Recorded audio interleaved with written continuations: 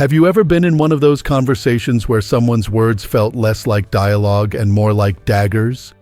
Maybe it started as a casual disagreement, but then the other person's tone sharpened, their eyes narrowed, and before you knew it, you were caught in a verbal storm that left you confused, defensive, and emotionally drained.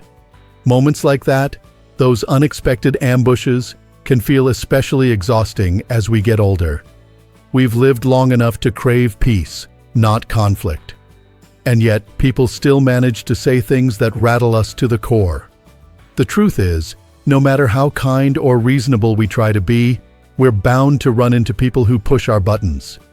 It could be a neighbor with a sharp tongue, an adult child making veiled criticisms, or even someone online who seems determined to provoke. The natural instinct is to snap back, defend ourselves, or walk away fuming. But what if there's another way? One that protects your dignity, preserves your inner calm, and maybe even turns the heat down in the conversation. That's where ancient wisdom becomes a powerful ally. This approach isn't about pretending things don't bother you. It's about learning how to respond in a way that gives you strength instead of stealing your peace. And today, we're going to talk about how to use this mindset to handle verbal attacks with wisdom, grace, and quiet confidence. Let's begin by looking at one of the most overlooked weapons people use in arguments: questions. Not just any questions, but the kind that come wrapped in assumptions. Have you ever had someone ask, "Do you really think you're always right?" Or, "Why do you still believe in those strange ideas of yours?" At first glance, it might seem like they're just curious. But look closer, and you'll see there's a hidden judgment tucked inside. The real message isn't a question, it's a challenge. This tactic can catch you off guard. You might feel tempted to defend yourself immediately, to say, "No, I don't think I'm always right." But by doing that, you're already agreeing to the assumption that you think you're always right, and now you're playing their game. Ancient wisdom reminds us to pause in moments like this. Instead of reacting, take a breath and gently steer the conversation in a more honest direction. Imagine someone says, "Do we really want to listen to someone who's out of touch with reality?" It's subtle, but it's meant to isolate and embarrass you. A powerful response would be, "That's an interesting perspective. I'd love to hear what specifically seems unrealistic to you." With this approach, you've sidestepped the trap and invited actual dialogue. You've claimed your power without raising your voice. This idea, spotting the assumption before it takes root, is like catching a weed before it spreads. It keeps your mind clear and your emotions grounded. And it shows the other person that you won't be easily manipulated. But what if the other person doesn't ask a tricky question? What if they take your words, twist them, and throw them back at you like a weapon? This brings us to another common form of verbal attack: distortion. You say one thing, and somehow it becomes something completely different in their retelling. I remember a friend sharing how he once suggested a small change at a church meeting, something like adjusting the timing of a monthly event. Nothing big. But before long, the rumor was that he was trying to change the entire calendar and control everything. He was shocked. And more than that, he was hurt. But instead of lashing out or going on the defensive, he chose to stay calm. The next time the topic came up, he said, "Just to be clear, my suggestion was only about the start time of one event. I think some wires got crossed." He didn't accuse or blame. He just clarified. And it was enough to bring the conversation back to solid ground. This way of thinking teaches that clarity is your shield. You don't need to argue or prove yourself right. You just need to state the truth without emotion clouding your words. And sometimes when you do that, the person who twisted your meaning will realize their mistake, or at the very least, they won't be able to continue twisting in good faith. Here's the beautiful thing about approaching conflict this way. You don't need to raise your voice to be heard. You don't need to attack to protect yourself. When you respond with calm and intention, you actually stand taller than if you shouted. And in many cases, your restraint speaks louder than anger ever could. The next time someone puts you on the spot with a loaded question or distorts your words, remember, you have the right to respond on your own terms. You don't have to play along. You don't have to explain everything. Just like a tree doesn't bend for every gust of wind, your self-worth doesn't need to sway with every comment someone throws your way. So let's take a deep breath together and remind ourselves, verbal attacks are a test, but not of our ego. They're a test of our patience, our clarity, and our character. And when we respond from a place of calm strength, we do more than protect ourselves. We become a source of peace in a world that sorely needs it. Now imagine you're sitting with someone you've known for years, a relative, an old friend, maybe even your spouse. The conversation starts off light, but then it shifts. Suddenly, you're being hit with a series of questions that feel less like curiosity and more like interrogation. One after another they come, each question faster than the last. Why would you say that? Do you even think before you speak? Don't you care what anyone else thinks? It's like being caught in a storm you didn't see coming. And before you can respond thoughtfully, you're already under pressure, trying to justify yourself from every angle. That kind of rapid-fire questioning is often meant to destabilize you. It's not really about getting answers. It's about putting you on the defensive. But here's where timeless wisdom becomes your anchor. You don't need to answer everything that's thrown at you. You're not obligated to play ping pong with every sharp word. This approach values slowing things down, listening closely, choosing your response with care, not reacting on impulse. When someone hits you with that kind of barrage, it's perfectly okay to pause, breathe, then say something like, "That's a lot of questions. I want to understand where you're coming from. Let's slow down and talk through one thing at a time." That moment of calm not only gives you space, it shows the other person that you won't be swept away by the current of their emotion. This ability to create emotional space is one of the most powerful tools you can carry into any tense conversation. You don't have to control the other person. You just have to control yourself. And by doing so, you create an environment where truth, not tension, can be heard. Now let's talk about truth. In the heat of a verbal clash, there's often a temptation to bend someone else's words just a little, just enough to prove your point or to make your case stronger. We've all done it, taken a phrase out of context, exaggerated someone's intent, or used their past words as ammunition. It's human. But it's also something that wise thinkers have long warned us against. They believe deeply in respecting the truth, not just as a fact, but as a reflection of your own character.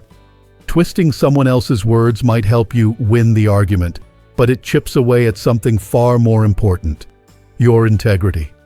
And in the end, it makes it harder for any real understanding to take root. I remember a story from a neighbor of mine. She had an argument with her sister over something small, how to plan a family gathering. But during the disagreement, her sister said, "You never want to include anyone else's ideas." That one sentence lit a fire. My neighbor replied, "So now I'm the selfish one who never listens to anyone. Is that it?" That escalation didn't help. It made things worse. But later, when she had time to reflect, she told me, "What I should have said was, 'That's not how I see myself, but I understand if I made you feel excluded.'" That kind of response, honest but respectful, could have changed the whole course of that conversation. When you stay close to the truth, when you don't distort or retaliate, you give the other person a mirror. And sometimes, seeing their own words clearly is enough to make them pause, think, and even soften. Of course, not every conversation allows for long explanations or careful analysis. Sometimes the most powerful thing you can offer is not an argument, but an image. Words, when used with care, can paint pictures. They can reveal feelings and values in ways that pure logic never could. Let's say someone is yelling, angry because you made a choice they disagree with. Maybe it's about how you spend your time, or your money, or your attention. They're frustrated and it's spilling out. Rather than explaining your every reason or trying to win the debate, you might offer something like, "Right now, it feels like there's a storm between us. But I believe there's calm behind it, if we both let it pass." That kind of imagery doesn't just communicate your emotion, it helps the other person feel it too. Metaphors can lower defenses, not by arguing, but by connecting. They don't accuse or attack. They invite understanding. Years ago, I witnessed a powerful example of this. A father was upset with his grown daughter, disappointed in her life choices, worried about her direction. He kept criticizing. She listened quietly, then said, "I know you're speaking out of fear, but fear is like a fog. It makes everything look worse than it is. Let's try to see things clearly." The room fell silent. He didn't agree right away, but he stopped criticizing. He started listening. That's the power of the right image. Soft but strong, gentle but unforgettable. When you find yourself in conflict, think, what picture can I offer that helps the other person see what I see? Not to manipulate, but to illuminate. That's wisdom in practice, truth wrapped in empathy, calmness speaking louder than anger ever could. And finally, let's not forget that sometimes, buried beneath all that tension, is something surprising. Agreement. Yes, even when someone seems to be opposing you, they may actually share your deeper values. They just don't realize it yet. And when you help them uncover that shared ground, everything shifts. Let's say someone is criticizing you for helping a neighbor too much, saying you're being taken advantage of. Rather than getting offended, you might say, "I think we both care about protecting people. I guess we just see the risks differently." In that moment, you're not fighting them. You're aligning with them. You're gently showing them that their concerns come from the same root as your actions. Care. It's subtle, it's kind, and it's powerful. When you reveal that they may have already agreed with you, or that you're both standing on the same moral ground, walls begin to lower. Defenses soften. And the conversation becomes something entirely different. Not a battle, but a bridge.